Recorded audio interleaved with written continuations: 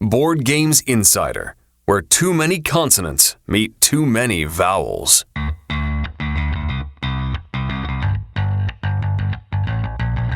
This is Board Games Insider, where publishers Ignacy Cevicek, president of Portal Games, and Stephen Bonacore, president of Stronghold Games, discuss the hobby board game industry from the inside, providing you with news, advice, and a look behind the curtain into both of their companies. Ladies and gentlemen, here are Ignacy and Stephen.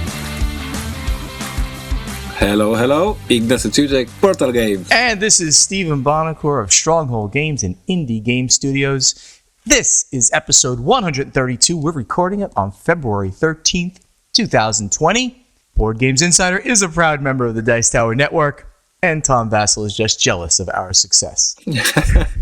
Ignacy, how are you doing? Feeling a little bit better than last week? I'm feeling a little bit better, so apparently Ignacy will be super awesome shape created next week. But today I'm much better, so let's pretend I'm almost healthy. Almost healthy. That's good. We have so many news articles. We may go heavy on the news today, but before we even get to that, of course, Ignacy, you got to tell me what is happening at the great Portal Games. First things first, I learned from the master. I know my street date. Steven taught me that Roman Banners is releasing next week. That means this week as you're listening, because it's next week for me as we are recording, but it's this week as you're listening. February 20th, street date for Roman Banners. It is a new expansion for the game Empires of the North that I co-created with John Nakijanka, my amazing, beautiful, super smart developer, and therefore the whole line of Empires of the North has 6 decks in the base game, a lot of variation, and then we released 2 more expansions with 4 new decks, so altogether we reached the number of 10 different decks in the game. We have so many options, so many different ways to play the game, so many different strategies.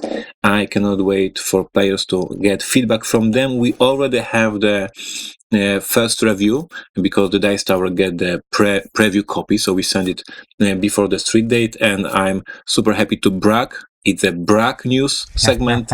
Z Garcia from the Dice Tower gave us a seal of excellence for the expansion, and he gave us a rate 9.5 out of 10.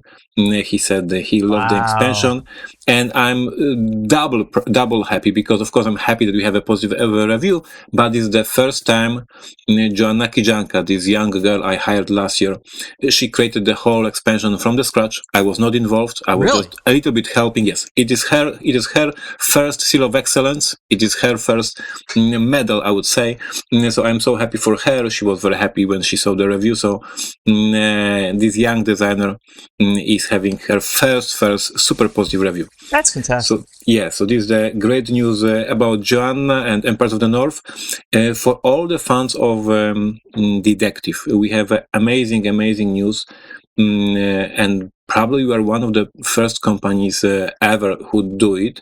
We have DLC, free content that you can download from the website and play Detective. So last year we released a LA Crime expansion. Spoiler alert, one of non-player characters has a face of Steven because Steven was kind enough to allow us to use his picture. So when you are solving one of these crimes, you will discover this non-player character. Am I the murderer? Am I the criminal? We'll see. I cannot spoil it, but but I can say you are important part of the story. Like most of the group that are solving this case will find you. Like you are. Of course, I'm an important part. Come on. So this is very nice. And now this year we are celebrating this expansion, and next week. So once again, this is your week as you are listening. We are releasing additional 4th case, absolutely for free, that has some follow-up story to the whole campaign for LA Crimes. Every person who bought LA Crime expansion found in the rulebook special code, and everybody was wondering why we need this code, what is it for? And I was always saying, you will see, we have some surprise for you. And now the surprise is revealed. If you type in this code in the website, you will suddenly discover a secret part of the website, and there is an additional secret scenario for you. It is called under the radar, and you will have to no, I cannot spoil, but you will have you will have some super secret task to solve. I'm very proud of this scenario. It is one of my favorites. So although it is a free, it is not bad. It is really, really good. I love this scenario. I put a lot of effort and heart into the developing this scenario. And if I can say one more thing about this scenario, this is the first time I decided to go very, very hard in terms of the difficulty of the case. So out of my all playtesting groups that I was playtesting this scenario with, less than half of the groups solved the case. So this is really difficult. You have to really, really think and outthink this opponent and decide what happened. So very difficult, very interesting case for free for everybody who bought LA Crimes. You just type in the code and you have a great, great game night for free as a gift from Portal Games.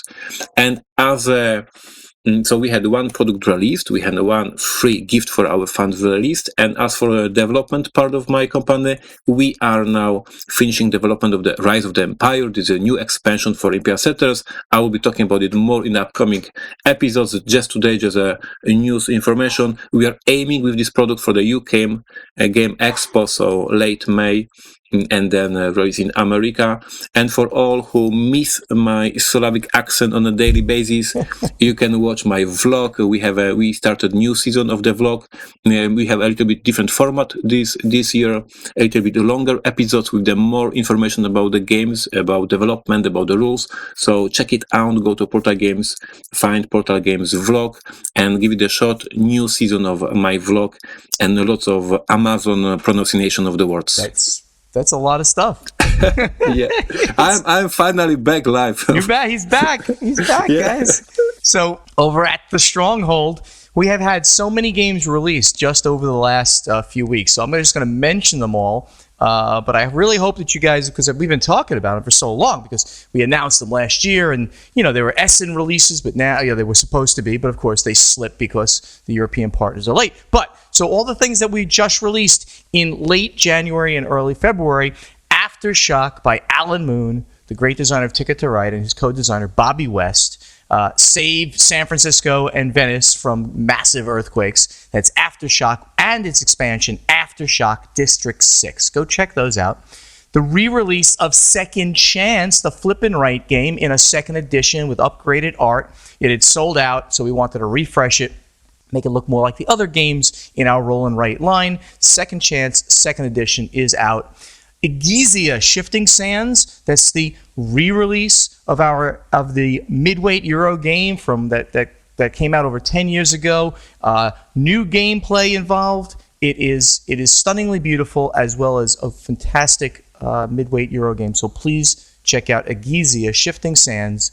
And then we have all the Freedom and Freeze stuff that we've been talking about, and that includes Fire, the 1 to 2 player Space Invaders type of game where you're trying to shoot down the Space Invaders that are coming at you, and Fast Sloths. And Fast Sloths, the next holiday expansion, a tremendous amount of replayability in this pick me up and deliver me game. Very, very unique style of gaming that came from Freedom and Freeze. So what's happening coming out soon, and including about a week after this podcast drops on February 26th.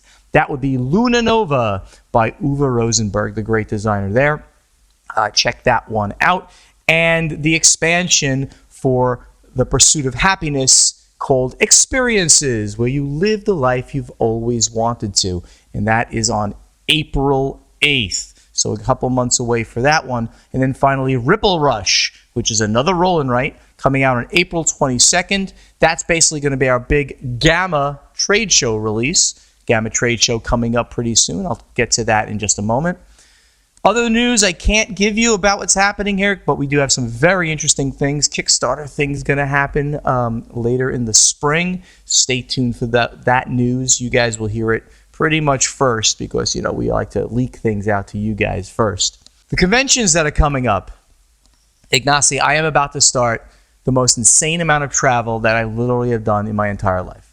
I mean, it's just crazy. So we start out, I have a little trip I have to make back to New York for some personal business. And then after that, next week, right after this drops, I'm going to be in the Boston area, Marlborough, Massachusetts, for Total Confusion Con, or Total Con as they call it. Guest of honor, or very special guest of honor, Ignacy. Let's make sure that you and Tom Vassell know that. It's killing me. It's killing you. I know it's killing you. And then after that, I'll be flying out to Las Vegas to get annoyed by Tom at Dice Tower West. Fantastic convention. So I hope to see the Dice Tower fans out who are on the West Coast at Dice Tower West in Las Vegas, and that's February 26th through March 1st. I'm actually getting in a couple of days before that, so if anybody sees me hanging out, let's have a drink or a lunch or something like that. Then the Gamma Trade Show, I fly back out to Reno, Nevada, March 9th through 13th. This is where the industry all gets together. We meet with retailers and we show them off the newest games. I then fly back out again to the West Coast for the Arizona Game Fair. Ignacy was supposed to be there, but had to cancel on that. That's in Phoenix, Arizona, March 20th through 22nd. And Gil Hova, our good friend Gil Hova, will be out there, Formal Ferret Games and Ludology. He'll be out there with me as a very special guest of honor, Ignacy. Remember that?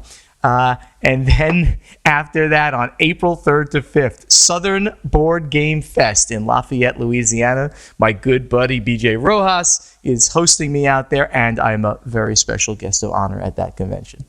And then the Gathering of Friends after that. So, Ignacy, a lot of stuff, a lot of travel, a lot of guest of honor stuff happening. This is insane. I really respect how much strength you have to visit all these places. On my side, just once again, on a serious note, once again, very sorry to all the fans at Arizona Game Fair. I cannot be there because of my health issues. I have to stay here in Poland and do some, like I would say, personal stuff with the doctors, so I cannot be there. So very, very sorry that I'm not there. I hope I will go to Arizona next year. So that would be wonderful. Hope they get you out there. I'm sorry. All right. Well, that's a lot of stuff happening inside the companies and with us. Let's go now to the event deck. The event deck. Here's the latest news from the board game industry. All right, so as usual, we have to have some Asmodee stories, of course, right? We really need a bumper for this. Like it's so often we need a special jingle, like boom, boom, boom. Asmodee buys. What is Asmodee doing now? So Asmodee buys Repos Productions, which is the publisher in Europe of Time's Up and Concept and Just One and Seven Wonders. They joined the Asmodee group. So Asmodee announces today the acquisition of Repos Productions, a publisher of successful board games such as Time's Up, Seven Wonders, Cash and Guns, Concept, Just One. So many very, very big games. So I don't even need to go into more of this stuff, but the thing here is that Asmodee has had a very integrated relationship anyway with Repos. This is like almost something that you would just expect to happen because they have been distributing Repos games in Europe and in the US for so long that it just makes 100% sense that they would buy Repos. This is not a surprise one, but it certainly brings a lot of very big games into the Asmodee catalog again, and it probably makes Cedric, the president of Repos, very, very happy as he goes on to retire now. So I was not surprised by this one. How about you? Yeah, this is exactly as you said. Like I saw so many comments in the internet when the news popped up. Everybody was surprised. Everybody thought that the Repos is already part of the Asmodee. Like it was so obvious. Like whoa, it was done already now. So great news. I know personally the gang from Repos for many years. I met them when they released Cash and Guns. It was like 2006 or 5, many years ago. Great people and extremely talented. Yeah.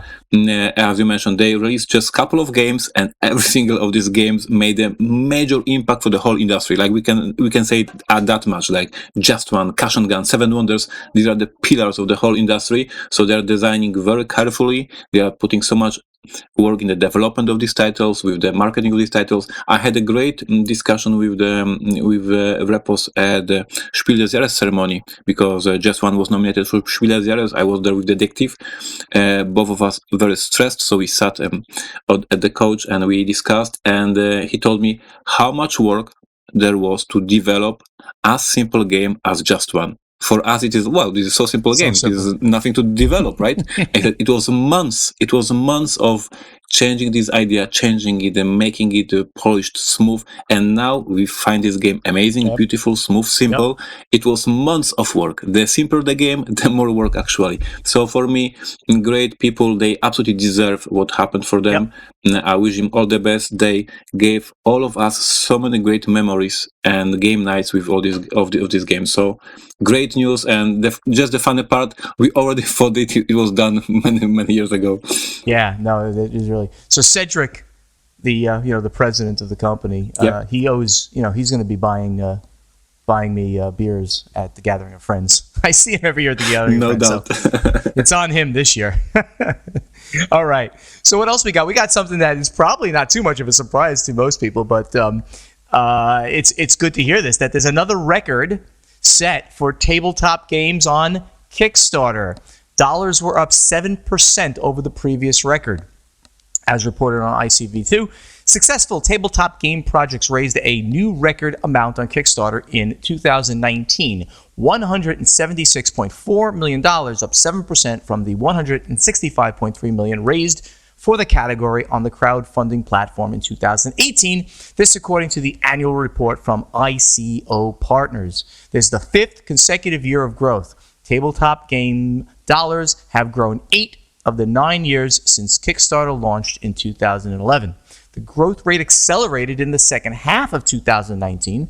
Dollars raised in the category was only up about 1% in the first half. So interesting that more Kickstarters basically started happening in the later half of the year. Most people like to do their Kickstarters in the beginning of the year so they can deliver by the end of the year, but that was just pretty interesting in general. Ignacy, any comments on this one? I think it's a strong news that we've been talking about, that Kickstarter's here to stay, and this platform is integral at this point to the entire industry. Yes, absolutely. We mentioned it last year that now it is no surprise, and yes, we have to accept the change in the industry. And as a couple of years ago, we were looking at there's a distribution channels, and there is this new thing, Kickstarter. Kickstarter is no longer a new thing.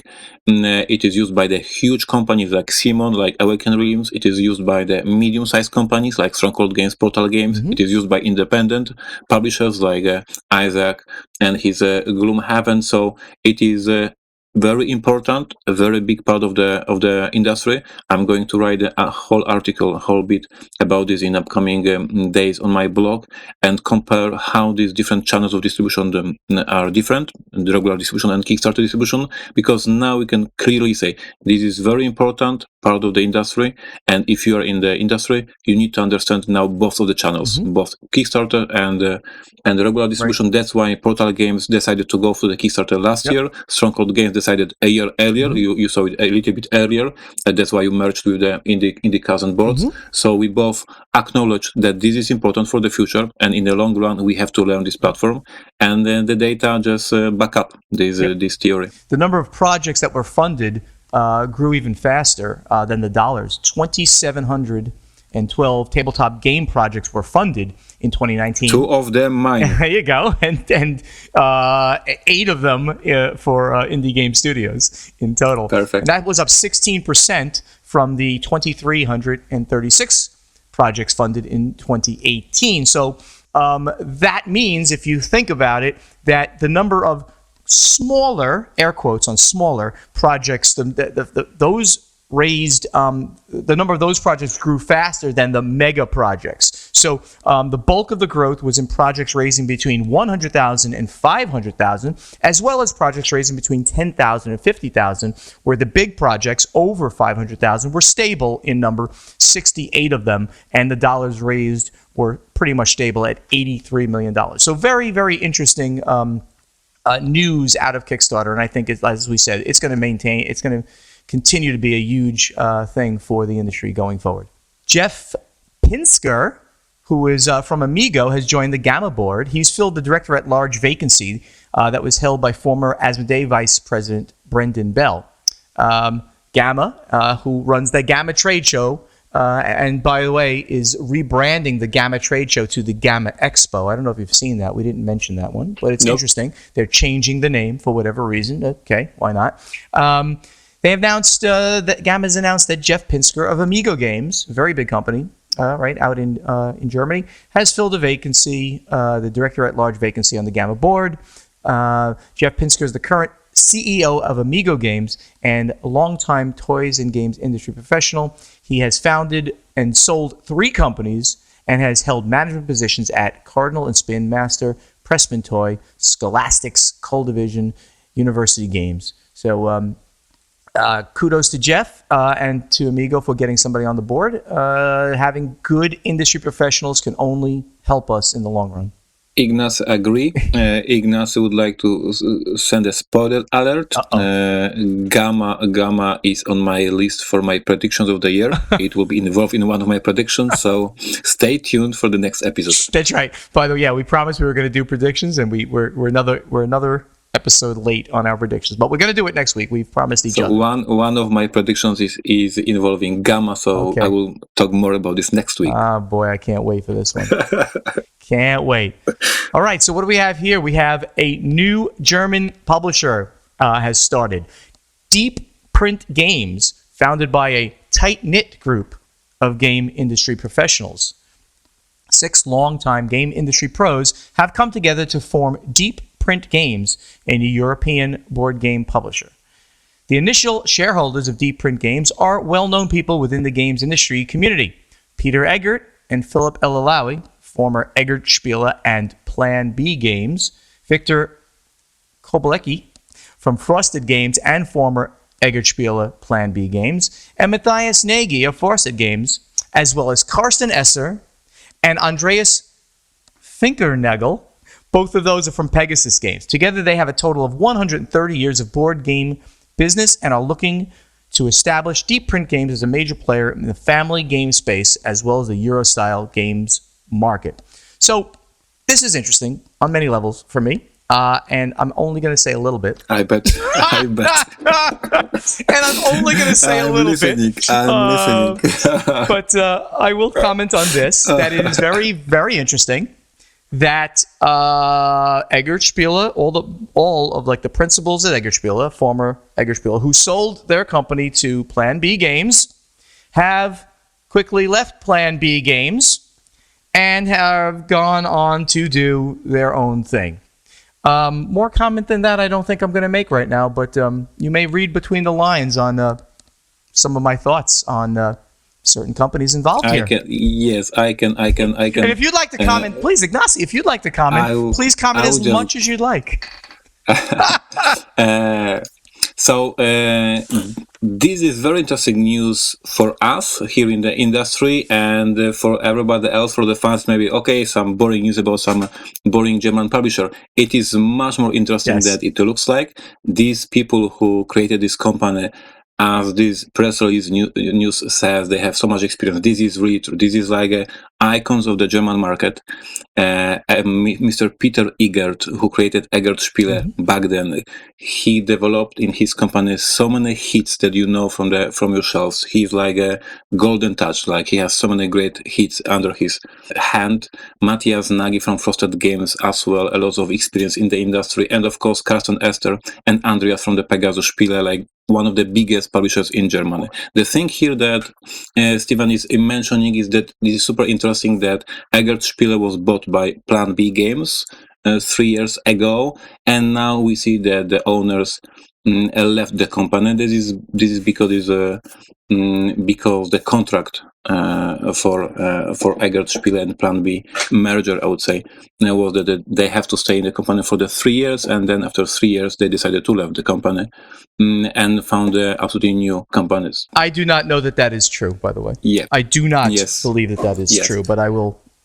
That was not stated anyplace. That as far as the gossip goes, it is as it said, and this is very interesting because this is people who have a huge experience. The first game they announced is a game from the Wolfgang Kramer and Michael Kiesling, so the duo that is absolutely iconic for the German market, and they are going to the Essen with this game. So For now, it might look like just a boring news about a new German publisher. I bet that in 5 years we will see this company having so many hits, so many games that do win awards, etc., etc.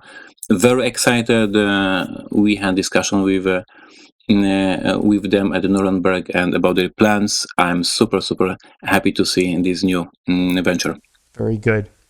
I will continue not to say any more, and we'll go on to the next piece of news, which is IDW loses more money, which we have announced that so many times. This is a good news or a bad news? And they announced a new Batman animated series miniatures game. So, wow. So, first of all, IDW Publishing lost $800,000 in fiscal Q4. $800,000 in just one quarter, and $5.2 million for the entire year of 2019. IDW Media Holdings posts a $26.4 million loss. How these guys continue doing this is beyond me, because we have never talked about them making money.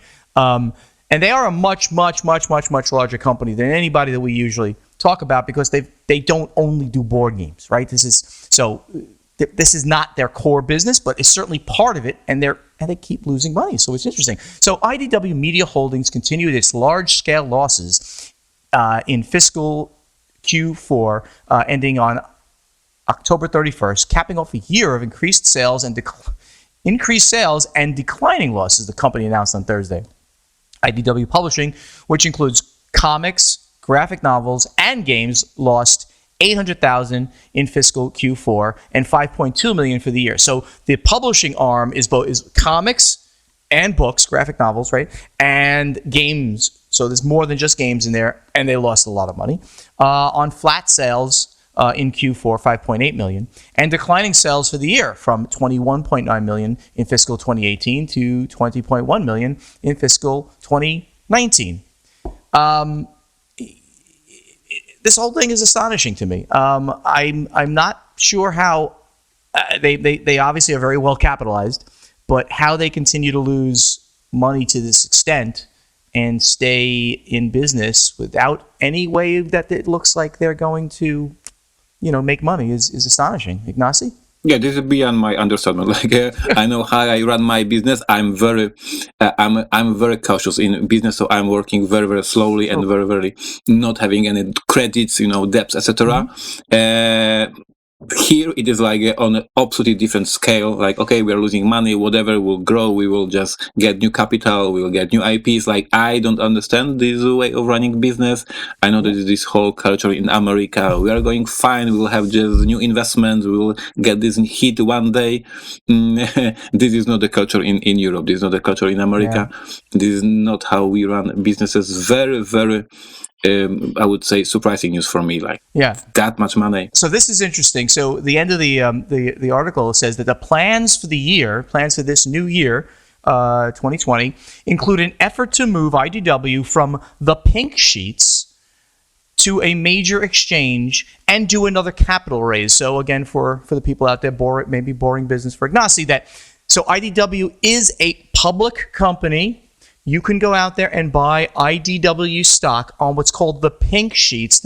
It means they're not exchange traded, sort of. The brokers have a listing of the symbol with the company, and you can go to your broker and they look it up and they do put an order in and you can buy it.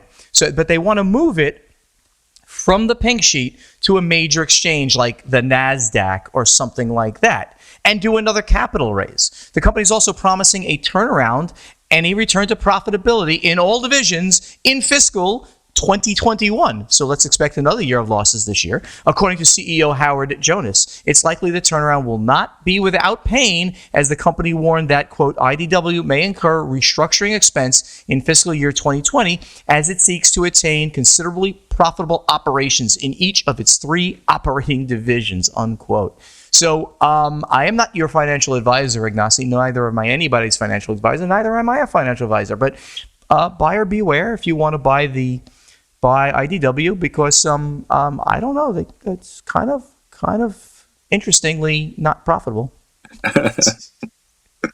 No comment. No comment. That's So as we said, we're going to go a little long this week on news because we had so much news to make sure that we got out for you. The next thing is, what is the next thing? Did I click on it? Golden Bell? Is that right? Golden Bell? Wizards of the Coast announced a new video game studio, which is a very interesting news for me, because we would expect after this news title, Wizards of the Coast announces a video game studio, and you might think that they are going to do video games about the Magic the Gathering or Dungeons and Dragons or one of their big IPs. But what's happening here is that they announced that they are doing this new venture with, by the way, very experienced people from the industry. They are former employees of BioWare, very famous video developer company. But they announced that they are going to do, let me read it. The debut project from the studio will be the original IP, set in an all-new science fiction universe that will send players on a story-driven epic, blah, blah, blah. So this is not Magic the Gathering video game. This is not the Dungeons & Dragons video game. This is a brand new video game. So this is, for me, very interesting why Wizards of the Coast is hiring super cool experience of the great developers and not using Wizards of the Coast IP, but something brand new. It looks like these guys had a game ready. I don't know, like idea for the game ready and came to the Wizards of the Coast. I don't know what's happening here, but probably a ton of people will play this game anyway. Yeah, I mean, it really is interesting that they're kind of going into something away from their core IPs and things, and not sure why, but yep. When a company like Wizards of the Coast, obviously owned by Hasbro, goes in big on something like this, it's something that we need to, keep an eye out for. One, and then we'll have a quick one, is Golden Bell Studios officially suspended from Kickstarter. Wow, this is big. So they released this little thing on Reddit, and I didn't know about this, so Ignacy posted, said, "Hi there, this is Kickstarter's trust and safety team. We're reaching out to you about a designated collaborator on your account, Golden Bell. Due to numerous infractions of our rules, guidelines, and terms of use, Golden Bell will no longer be afforded collaborator privileges on Kickstarter. Their associated accounts have been suspended, and with that, their ability to access your project. We know that this may present an inconvenience, but we've done this in order to protect Kickstarter's ecosystem. This decision is not negotiable." So wow, this is Kickstarter's big statement about this. Please also know that this is not a reflection on your project's standing with us, but simply an attempt to ensure that our community's experience and personal information is protected. If there's any way we can help you find a path forward on your fulfillments or anything else, please let us know. Reach out to us. Wow. So somebody was running a campaign, and Golden Bell was collaborator on the project, and their accounts have been suspended. I wish I had more information. This didn't come up on IZV2. It only came up on Reddit. So if we get more information on this, we'll definitely talk about it. Yes, I was reading about this also on Board Game Geek on different threads, but I don't have this link right now on me, so it was like 2 or 3 weeks ago. But for me, it was a huge thing because with so many Kickstarter campaigns, we just reported 2,700 Kickstarter campaigns last year funded, and another part are not funded.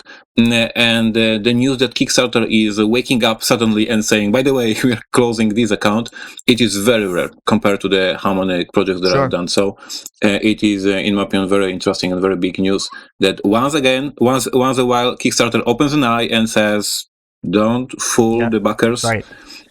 We will sustain you. Play by the rules, right? Play by the rules. Yep. Okay, this one's very topical. It's happening right now. It's really important. I think that we mentioned this. That's why I added this to today's show. Yeah, I wanted to move it to the next week because it's a huge news. So let's talk. But it is not like a 1-minute news. This is a huge news. Yeah. Let's start. Okay. We can. Why not? Let's go for it. So coronavirus. It's like on everybody's tongues right now. The coronavirus is influencing the industry.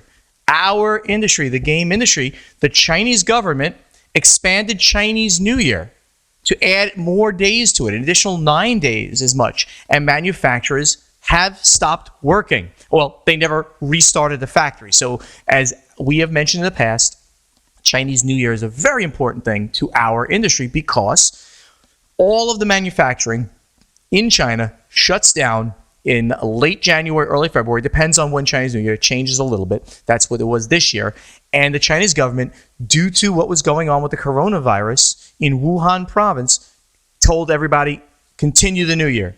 Do not go back to business. So what does that mean? That means that everybody's business in this industry who prints in China, and that is basically everybody does some printing in China. We certainly do quite a bit. Ignacy does some as well.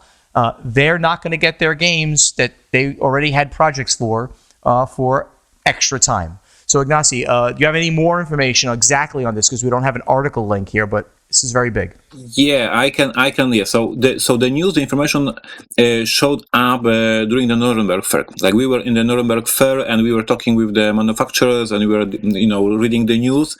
And the news was that the manufacturer is not working. And after Nuremberg, we will have an update if they get back to work. And now, this few days after, we can confirm, yes, these 9 days of delay will influence the industry. Like at this point, I can confirm that the projects were delayed. We already have information from our partners. Like, for example, I'm doing a Polish edition of Simon games, like this Blood Rage, Rising Sun, etc., etc. We already had updated the calendar of prints. I already have ruined my big release in Poland, which is terrible. Yeah, it sounds funny, but this time it's not funny. Let me explain. We have the biggest show in Poland called PERCON. It is like our own Gen Con. We had a released schedule for the PERCON, and we got this week information that it will be delayed because of these delays, and we will not have this game for the show. So for us, it's like a terrible news. We are just this week we were adjusting to the situation, and basically it's a disaster for my Polish market. And and what I'm afraid, and what we will see in the upcoming weeks, and I hope that we will not have to discuss this again. But what I'm afraid of this domino effect. If you understand what I mean, these 9 days now in February, maybe 13 days in March because something went wrong, and then it may be 14 days in April. And as you mentioned, everybody is printing in China. Everybody wants their release for Gen Con. It is a very important date. And one day you will hear, okay, we were pushed, there was delay, so your games will not make it for Gen Con. And it will be, of course, disaster, of course, for the smaller publishers, because Simon or Asmodee will not, agree for the delay of their big releases. So at this point, I'm afraid if Chinese manufacturers will be able to sort the things out. They have 9 days of delay, and they have to catch up. And if they have no chance to catch up with all these projects, or there will be a domino effect and one huge confusion and disaster. As from Portal Games in Poland, we already have mess. So very important news, and this is fun to see the news from TV influence our small market, but this is a bad way of influencing our market. So this is a very, very bad news, and let's keep our fingers crossed that the Chinese somehow will solve this 9 days delay. It's so interesting, this kind of stuff. First of all, since we're talking about it, and maybe we'll take away from some of the strategy and tactics, maybe, just to keep going on this. But this entire thing, I mean, it's people say, people have been told us, that it's a hysteria and it's not important. It's not as important. I mean, like, I'm not going to China, so as long as I keep clean, I'll be fine. And sure, you might not get coronavirus or the flu or anything, but do not underestimate what happens in China on the whole country stopped. On a macro level. But I'm talking about a global level now, that their whole country stopped. So when that happens, the domino effect is not only in our industry, it's in every industry, because manufacturing is so prevalent in China. That's where I can't tell you the percentage of manufacturing that happens in China for the global economy, but it is staggeringly big. And the U.S. has predicted that the gross domestic product, right, the GDP of the entire United States will be down by approximately 0.4%. Could be even more. 0.4% just based on this event. Now, what is 0.4% of the gross domestic product of the United States? I don't know off the top of my head. I could go find that out right now. But there's a big number. But the number is staggering, and that so the gross domestic product for the United States grows, in good times at approximately 2.5%, 3% in a really, really surging economy. 1% when you're starting to get to recession. So we're in the 2.5% these days.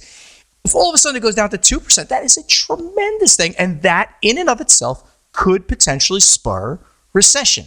And that will be trickling to every country. I just happen to know the United States because that's the one I hear about on the news all the time. But this is a staggering thing.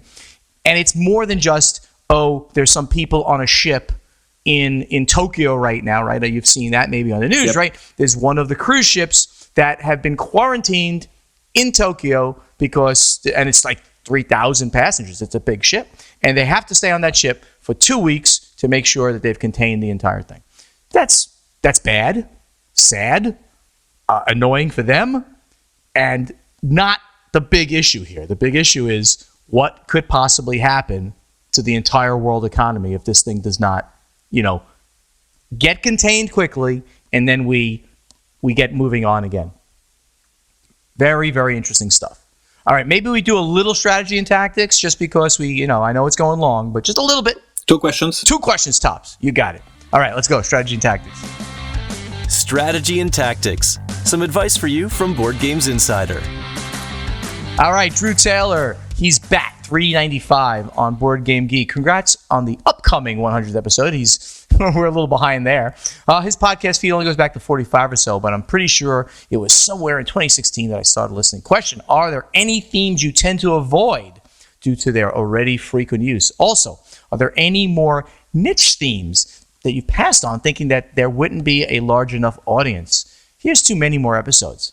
Ignacy, the only thing I can think of that, there's so many are like sci-fi themes and fantasy themes, but you know what? Those games sell a lot. So I don't tend to avoid them. Obviously, you want something a little bit different in them, but I don't really avoid any overused themes. And, niche themes, if they're controversial, I think that I'll stay away from them. What do you think? I agree that on one hand, if we announce another Viking game or another pirate game, everybody will, again, pirates. But basically, we are releasing amazing, great games. And if I have amazing, great prototype about the Vikings, if this is amazing, I don't care there's already 20 games about the Vikings. Yep. If I have amazing game, I'm going to publish it anyway. And as for the niche themes, I showed what we are doing last year with Pret-a-Porter. I was afraid of this fashion theme, so I went to the Kickstarter. The feedback from the customers were amazing, and here we are. People all over the world are playing now fashion game because the demand was there. So if there is a niche theme, I will go for the Kickstarter, but I will not cancel the project. I will not refuse to publish the game. I will just go for the more safe path. We at PortalCon, we just teased that we are developing a soccer game, football game. So this is a niche theme. Yes, soccer is not a super awesome theme for the board game, but we have amazing prototype. So spoiler alert, we will consider the Kickstarter way, and we will go for this niche theme. And Viking game, if I have a great prototype of the Viking game, I will do it. Sam Healy will give a great review. It makes sense. That's right. Exactly. Mark Embley, he's drummer Mark on BGG. He's proudly listening since episode 1. He really appreciates our perspectives on the industry. Thank you so much, Nice. Mark. Can you share from a player's perspective, so not the industry, from a player's perspective, which designers' work are you automatically interested in and readily seek out their newest releases? So me, it's Martin Wallace. I have got in my huge, ridiculous Kalex-filled 5x5 Kalexes, I've got an entire section on Martin Wallace. So he's like my number one go-to. Uwe Rosenberg stuff, he's just so good. Ignacy, who are you like? Besides Ignacy Chevicek, of course. Who are you interested in? Yes, I hate playing games by Chevicek. Convoluted, complex, not for me. I did once for the Polish podcast. I did a top 5 my beloved designers. So this is an easy question for me. I'm super happy to answer. Richard Garfield. Sure. amazing designer from Sure. Magic the Gathering, Keyforge, King of Tokyo, Rob O'Reilly, like whatever he designs is brilliant. Eric Lang, we know Eric, and he is on one hand a brilliant designer, on other hand a brilliant person, so warm, so nice. Love that man. So like absolutely amazing designer and amazing person. As for the German designers we mentioned before, and I love this duo, Kiesling, Kramer. If I see Kiesling and Kramer, I buy it at Essen. It's as simple as that. And I could go on and on, because both of us, Steven and me, we are gamers. We love games. So yes, we do buy games by our friend designers, because we love this game. So yeah. Yeah, and I'm going to also give a big shout out to Roberto Demeglio and his design team. He did War of the Ring, my favorite game, Battle of the Five Armies. Just an amazing designer. His games are complex, but they work just so well. All right, we are so long today. Let's go to the playtesting segment. Playtesting, where Ignacy and Steven question you. Very quick question. We want your answers, our listeners in our forum, in our guild. And a question for you and for Steven: do you watch game reviews? That's a great question. But not only maybe watch them, maybe even read them. Maybe that's also part of it. Are you more of a reader of reviews or a watcher of reviews, or you don't care about reviews? You look at the game and you play it and you like it. So tell us in our playtesting forum, in our board game, playtesting post for this episode. It'll say playtesting. Do you watch reviews? Ignacy's going to put it there, I hope. So Ignacy, please put it there. I will. Tell us if you watch reviews, you read reviews, or you don't care about reviews. What is your take on reviews? And quickly for me, I really go out to look at the reviews on my games, on the Stronghold games and the Indie Boards and Cards games. I do look at those. For everything else, I kind of look at the game. I love the theme. I'll hear what some of my friends or people that I know say about it, and then I'll buy it based on that. And that's interesting, and I love it how different we are, and this is like part of the magic of this show. So I, on the other hand, I don't watch reviews of my games, because they always frustrate me, because these reviewers are always wrong. So I would just yell and scream. So I don't watch reviews of Portal Games and I'm watching quite a big number of reviews, but not to decide if I want to buy the game, not to decide that, but to know what's new in the industry. Like, I cannot play all these games because there's so many games released, but I want to know what's popular, what's hot, what people are thinking about the games. So I'm using it more like a news update, like what just released, etc. So yes, I watch a lot of video content, but I'm not watching my reviews, because everybody's wrong about my games. Even if they love them, they're wrong. Okay, I understand. All right, please give us your opinion. Post it for us. Let's go to the final score. Final scoring. Here's how you can stay in touch with Ignacy and Steven. Hey, gang, thank you again so much for listening. We do appreciate it. Spread the word about this podcast by telling your friends to download Board Games Insider wherever they like to get their podcasts. To ask us questions for our strategy and tactics segment, you must post them in the correct forum in our guild on Board Game Geek. Board Games Insider has a Facebook page / Board Games Insider, of course. And, of course, we have our company Facebook pages / Stronghold Games / Portal Publishing. The company websites are pretty obvious: strongholdgames.com, portalgames.pl, and portalgamesus.com. Go there. Sign up for the newsletters. You'll get even more up-to-the-date information on what's happening inside the companies. Do you want to talk directly to Steven and Ignacy on social media? On Twitter, you talk directly to me, at Stronghold Games and at ChevyCheck for Ignacy. We also have our Instagram accounts with the same tags, and we both have YouTube channels. Hope to see you at an upcoming convention. For me, that's next week at TotalCon. Guest of honor, very special guest of honor, I believe. And then right after that at Dice Tower West, where you'll see Tom harassing me constantly. Always fun. Ignacy, any conventions for you? No, I'm just having meetings with my doctors. There you go. So He's got a big convention with a group of doctors from Vienna to figure out his problems. Okay. Please share the love for Board Games Insider with your friends. And if you have a podcast and you want it edited professionally, Matthew Jude from This Game Is Broken Podcast wants to do that for you. Reach out to him at thisgameisbrokenpodcast@gmail.com. Do we have something special, something new news to tell people? Ignacy, do we?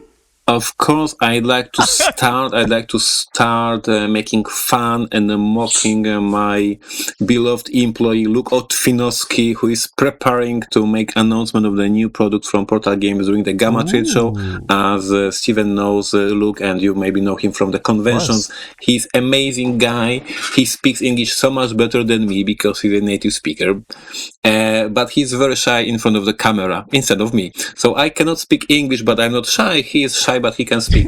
And now at the Gamma Trade Show, he will have to make a game announcement from Portal Games, the new game we are going to announce live.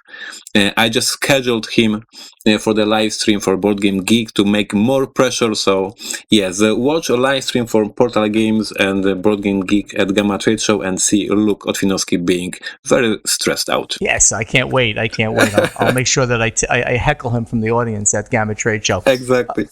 By the way, just a quick question. Does he speak with Polish with an American accent? Or is it like... No, he has a very good Polish accent, but what's funny, he's making, I guess, similar mistakes like I do in English, so he's using sometimes the wrong word. Sure. In the wrong context, which is so cute and so funny. I can just imagine.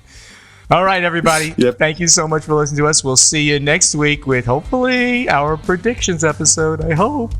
All right. Thank you. Bye-bye. Bye-bye. Thank you for listening to Board Games Insider with Ignacy Cevicek and Steven Bonacore. Board Games Insider has been made possible by you, our listeners and hobby board game enthusiasts. Ignacy and Steven thank you greatly for your support of their companies and the hobby board game industry. Follow both Portal Games and Stronghold Games on Twitter, like both companies on Facebook, and sign up for their newsletters on portalgames.pl and strongholdgames.com. Please join us next time on Board Games Insider. You're listening to the Dice Tower Network, the home of smart people, insightful board gaming commentary, and Ignacy Cevicek. Find out more at dicetowernetwork.com.